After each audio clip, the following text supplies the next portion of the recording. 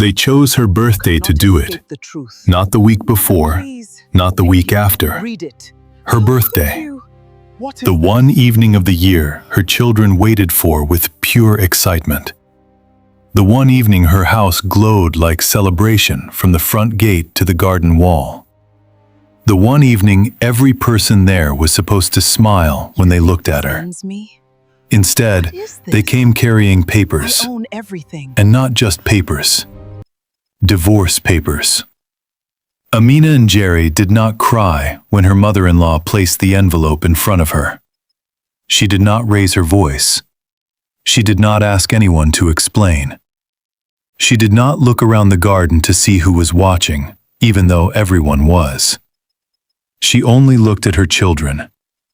Zuri, Sifa, and little Baraka. 3 faces that had been bright with birthday joy just moments earlier. 3 faces now frozen in confusion. That was the only part that hurt her immediately, not the insult, not the betrayal, not even the man standing 10 feet away pretending not to see what his mother had just done. It was the way her children had gone silent. It was the way children go silent when the world shifts in front of them, and they do not yet have the language to describe it. What nobody in that garden knew that night was simple. The house behind them belonged to Amina. The land beneath their shoes belonged to Amina. The company that had quietly financed half the luxury properties along that entire ridge belonged to Amina. And the man divorcing her had spent the last 11 years confusing her silence with dependence. He was about to learn the difference. The garden looked beautiful that evening. Lantern lights hung between palm trees like warm stars someone had lowered by hand. Round tables were covered in ivory linen. There were polished glasses catching gold light. A live saxophonist played near the fountain. The cake stood beneath a flower arch trimmed in white roses and orchids. Everything looked expensive. Everything looked intentional. Everything looked like the home of a family that had nothing to fear. Amina stood in the middle of it, in a fitted emerald dress that made her look exactly like what she was, though few people there understood it. Composed, grounded, difficult to shake. She was 45, not young in the careless way, not old in the tired way. She had arrived at that rare kind of beauty some women carry only after surviving enough to stop performing for approval. There was calm in her face, but it was not the calm of weakness. It was the calm of measurement. She had learned years ago that the loudest person in a room usually knows the least. Her daughter Zuri was 12, tall for her age, already observant enough to notice what adults tried to hide. Sifa was 10, expressive and soft-hearted, the kind of child who could read sadness before it was spoken. Baraka, only 8, still believed adults could fix almost anything if given enough time. They had been running across the lawn an hour earlier, laughing, arguing over who would stand closest to their mother during the cake cutting. Amina had watched them from the terrace and smiled the quiet smile that belonged only to them. For a few minutes, she had let herself enjoy the evening. For a few minutes, she had almost believed her husband would at least wait until tomorrow. David arrived late. That was the first sign. Not ordinary late, intentional late. The sort of lateness that enters before the person does. He stepped through the side gate in a dark, tailored suit, his phone still in his hand, his expression already somewhere else. He did not walk to Amina first. He did not greet his children first. He walked straight to his mother. Grace Mwangi stood near the drinks table in royal purple silk, spine straight, chin high, carrying herself with the confidence of a woman who had been obeyed for so long she no longer separated cruelty from order. David bent his head toward her. She spoke to him quietly. He nodded. Then both of them glanced across the garden toward Amina. It was a small thing, but several guests noticed, because the atmosphere of a family can change before a single word is spoken. 15 minutes later, another woman entered the party. Young, beautiful, too comfortable for someone who was supposed to be just a colleague. Her name was Linda. Amina had seen her name on David's screen before. Late-night messages, over-familiar phrasing, too many emergencies for a woman who was not his wife. Linda walked in wearing silver and confidence. David noticed her immediately. Grace noticed her too and did not appear surprised. That was when Amina understood something she had suspected for months. This was not impulsive. This was arranged. Her birthday had been selected. The guests had been selected. The humiliation had been scheduled. She felt something inside her go still. Not broken. Still. A stillness so complete, it almost felt like stepping outside her own body and watching the final shape of a thing reveal itself. The cake had just been rolled forward. Someone had asked the children to gather near their mother. The band softened. A cousin lifted a glass as if a toast might begin. Instead, Grace took center space without invitation. She tapped the side of her glass with a spoon. Once. Twice. The music stopped. Conversations thinned into silence. Amina turned. Grace smiled the kind of smile that has no warmth in it. "My dear friends," she said, "tonight is about truth." Several people shifted in their seats. David kept his hands in his pockets. He did not interrupt. Grace spoke with controlled elegance, which made every sentence worse. She said there came a time when a family had to face reality. She said her son had carried a marriage longer than anyone knew. She said some women were good at appearances, but not at partnership. She said loyalty should not be wasted on someone who had become a burden. A burden. On her own birthday. In her own home. With her children standing near the cake. Sifa's face changed first. Then Baraka reached for Amina's hand. Zuri looked straight at her father. He looked away. That was the moment something permanent ended. Grace opened her handbag and removed a sealed cream envelope. She walked across the stone path slowly, as though she were presenting an award. Every eye in the garden followed her. She stopped in front of Amina, set the envelope on the table beside the cake, and said, in a voice low enough to sound polite and cruel enough to be unforgettable, "You have enjoyed enough of my son's life. Sign with dignity." Baraka whispered, "Mama?" Sifa began to cry without sound.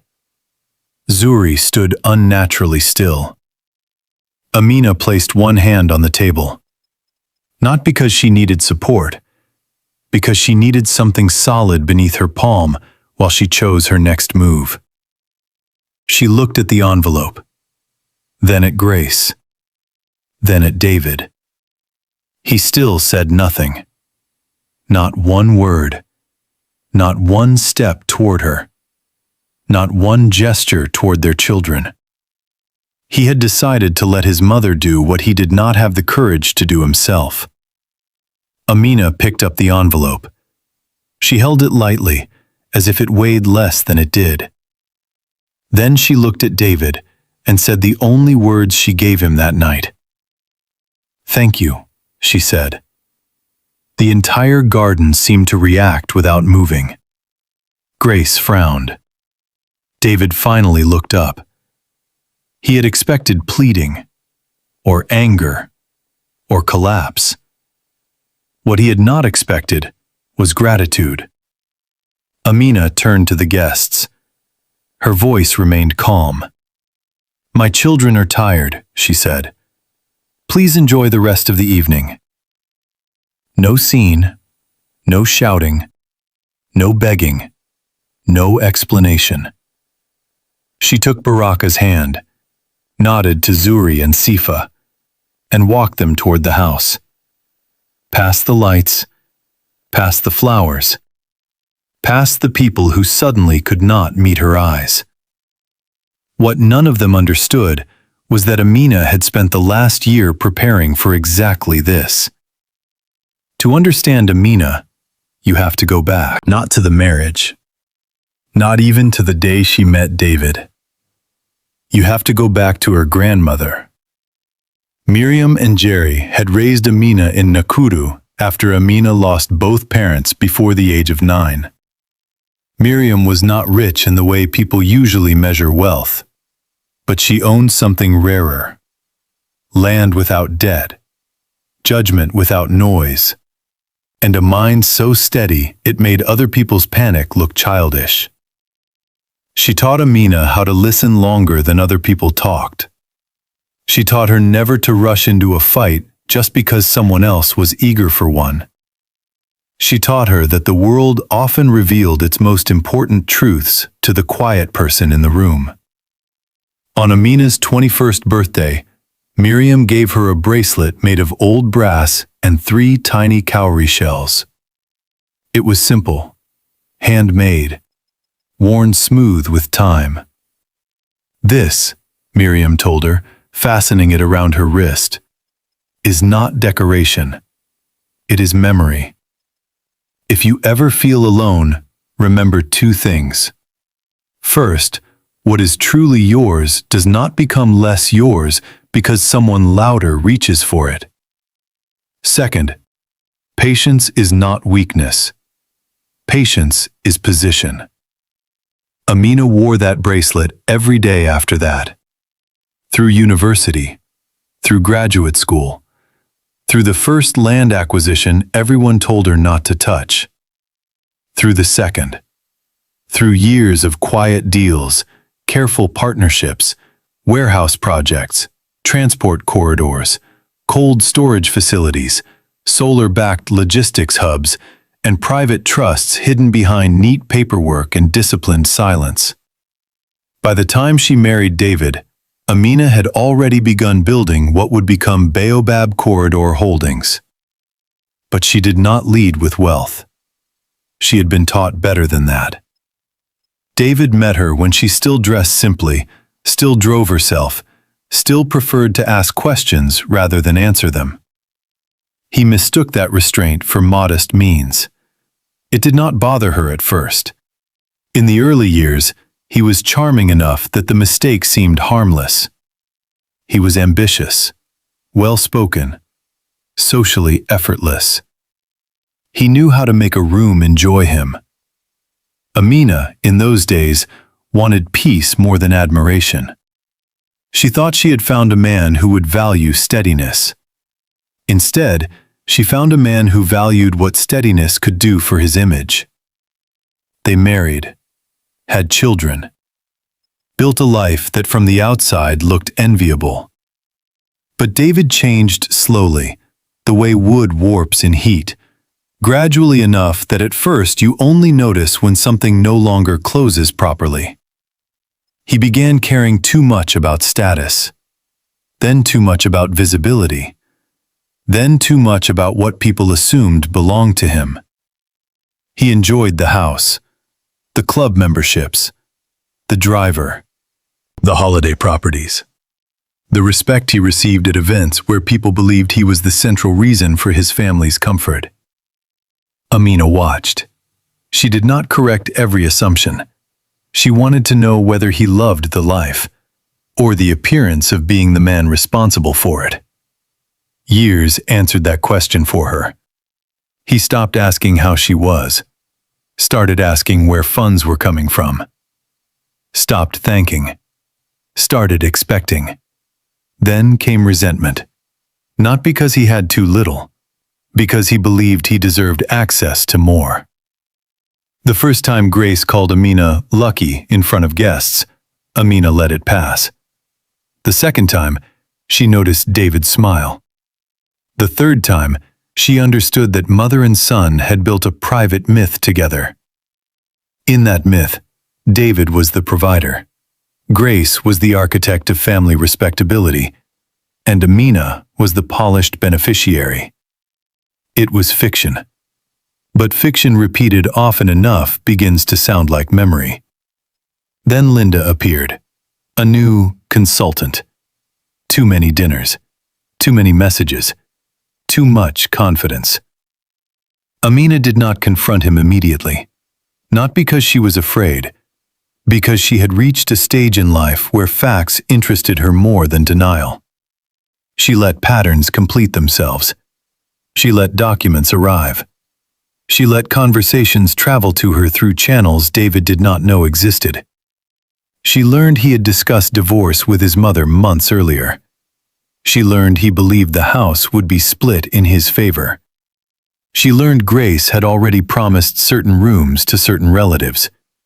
She learned Linda had been told a simpler future was coming soon. That was the moment Amina called Kamau. Mr. Kamau Harrison was her oldest attorney and the only person outside her inner financial circle who knew the complete structure of Baobab Corridor Holdings. When he arrived at her office the following morning, he placed a slim folder on her desk and said, "If you want truth, we can let truth speak." Inside that folder was everything.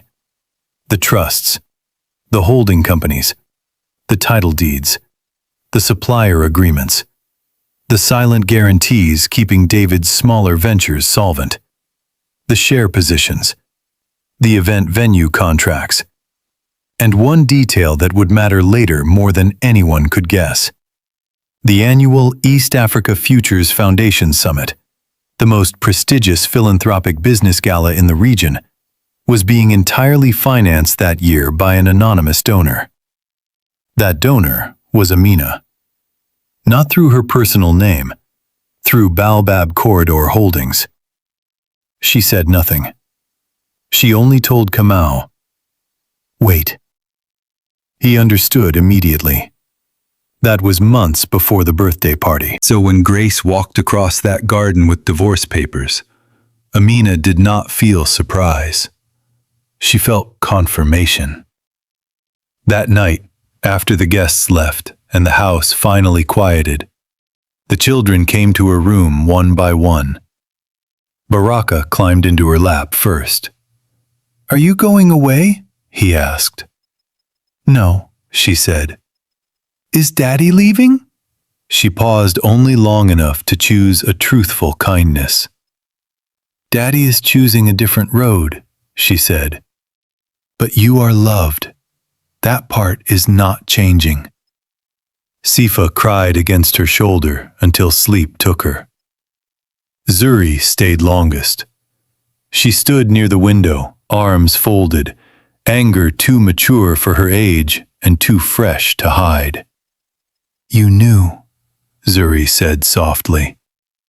Amina looked at her daughter. "Yes." "And you still had the party?" "Yes." "Why?" Amina motioned for her to come closer. "Because some people only reveal themselves when they believe the stage belongs to them." Zuri thought about that for a long moment. Then she nodded. Amina saw it then. Her daughter would remember that sentence for years. The next weeks moved exactly as betrayal always moves, in pieces. David stopped pretending. He stayed out later, returned colder, spoke to the children with guilt he disguised as distraction. Grace called often, too often.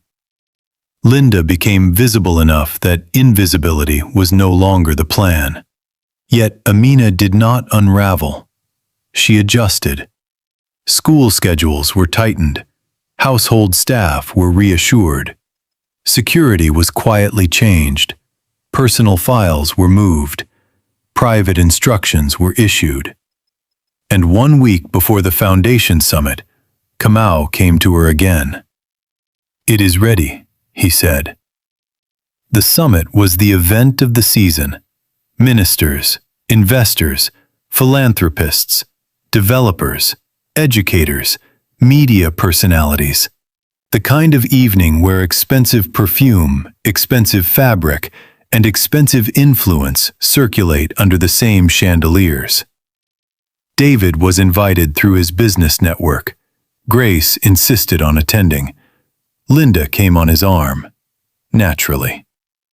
By then, the divorce papers had already become neighborhood conversation. The birthday humiliation had spread. People whispered versions of the story over lunches and in private cars and at salon appointments. But gossip is weak until truth gives it shape. That night, truth arrived dressed in dark gold. Amina entered the Grand Crescent Hall alone. No husband, no dramatic entourage, only a fitted gown the color of burnished honey and the brass cowrie bracelet resting against her wrist. Her children were already inside, seated at a reserved table under the care of her sister.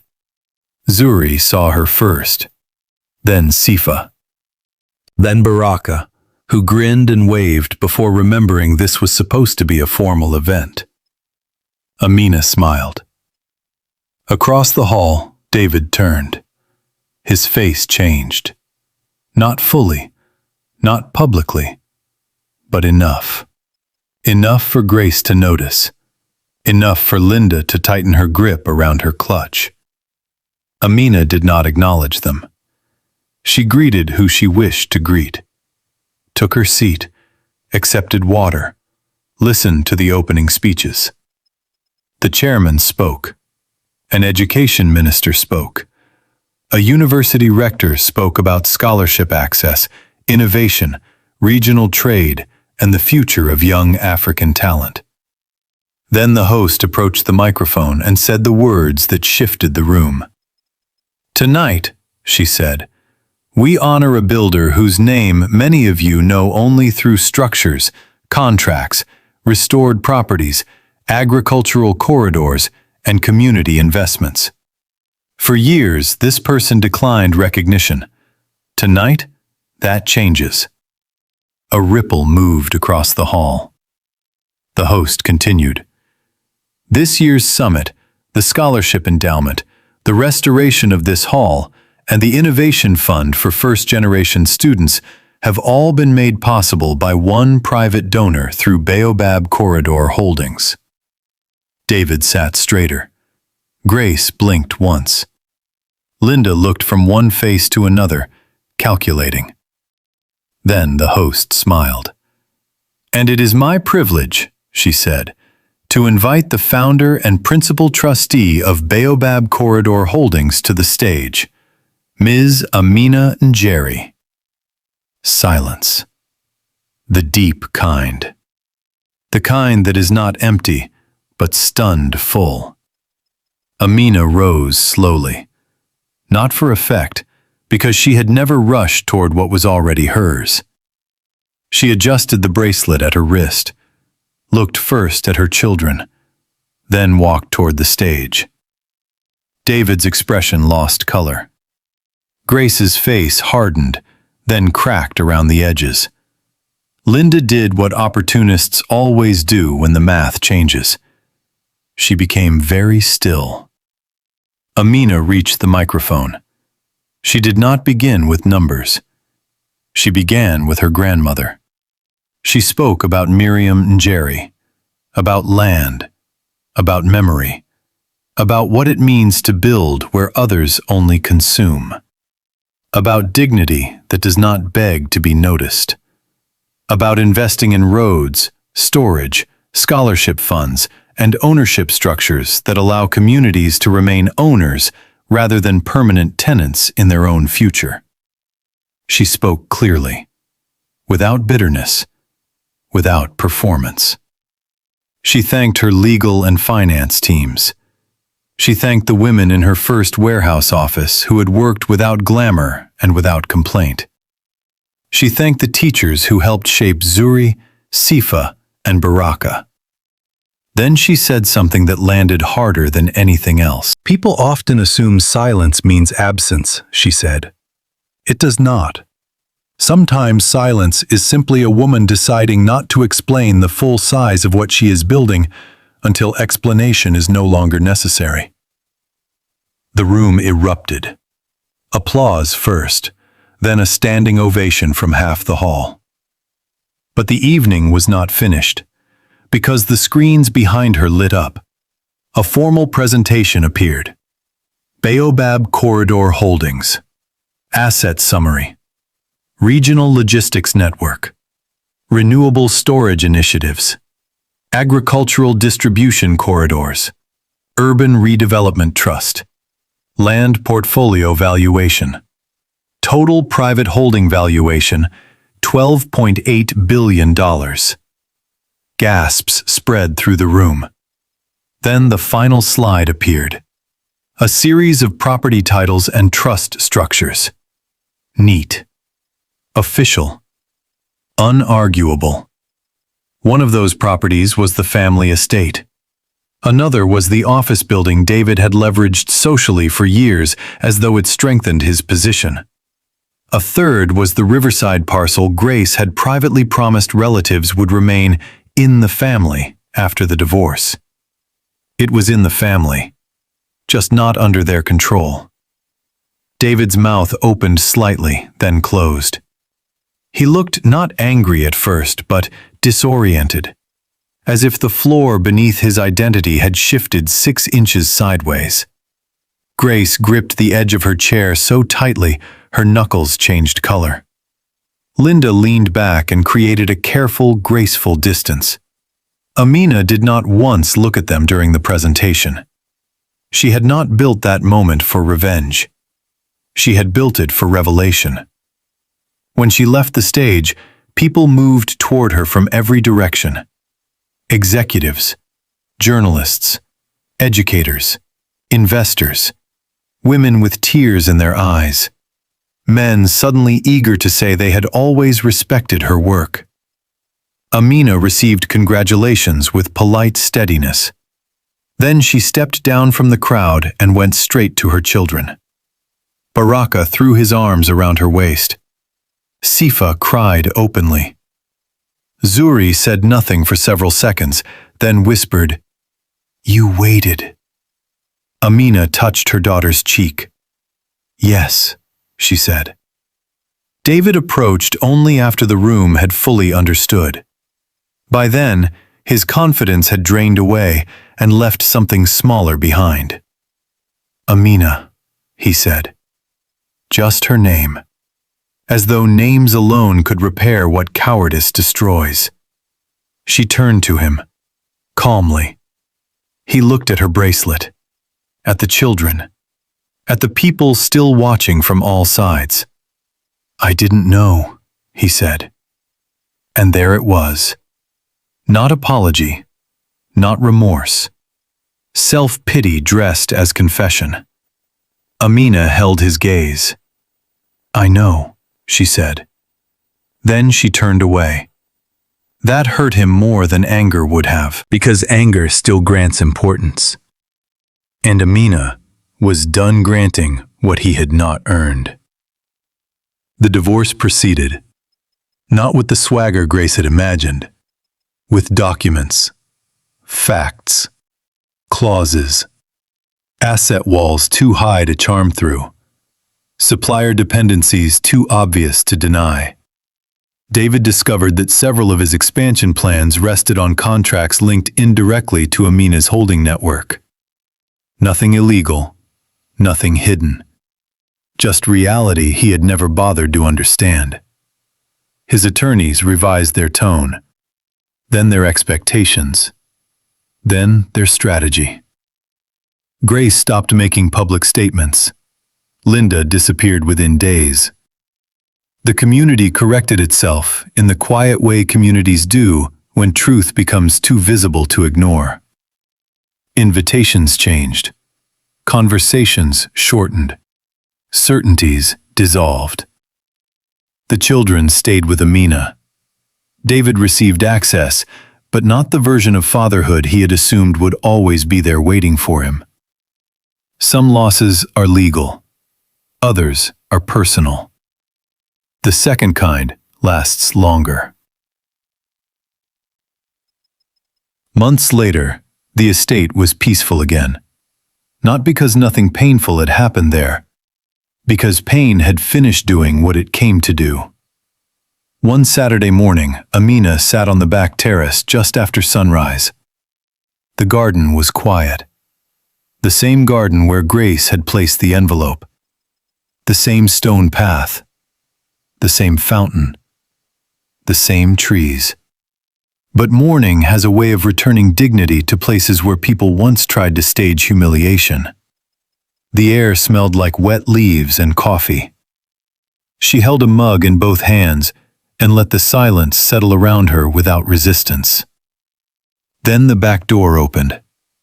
Baraka came first, barefoot and sleepy. Sifa followed with one blanket still wrapped around her shoulders. Zuri stepped out last, older somehow than she had been 6 months earlier. They crossed the terrace together.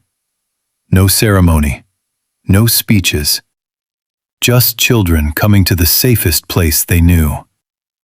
Amina opened her arms. They folded into her, all of them. She kissed the tops of their heads one by one. Morning light moved across the table, across their faces, across the brass bracelet on her wrist. Baraka leaned back and asked, "Are we okay now?" Amina looked at him, at all of them, and answered in the plain, certain voice children trust most. "Yes," she said, "we are more than okay." Because they were, not because the betrayal had been small, because it had been final. And because what is truly built with patience survives the noise made by those who mistake access for ownership. They had thought her silence meant she had nowhere to go. They had thought her grace meant she could be cornered. They had thought a public wound would force a private surrender. But women like Amina do not collapse simply because they are tested in front of an audience. They become visible. And when the truth finally arrives, it does not need to shout. It only needs to stand there, fully lit, impossible to deny. If this story stayed with you, if Amina's strength reminded you of someone who survived quietly until the right moment, then hold on to that, because patience is not power delayed. Sometimes patience is power, perfectly timed.